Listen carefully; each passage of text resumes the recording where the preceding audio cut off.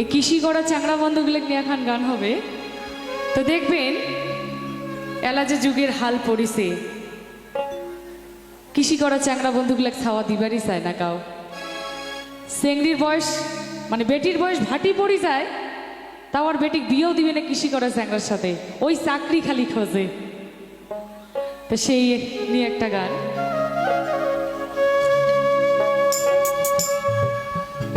চ্যাংড়াটা বহু দিয়া হইছে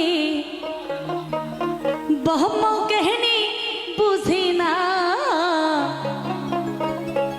আর কৃষি করা চ্যাংড়া গুলাক ভাই সাওয়াই দিবার চায় না।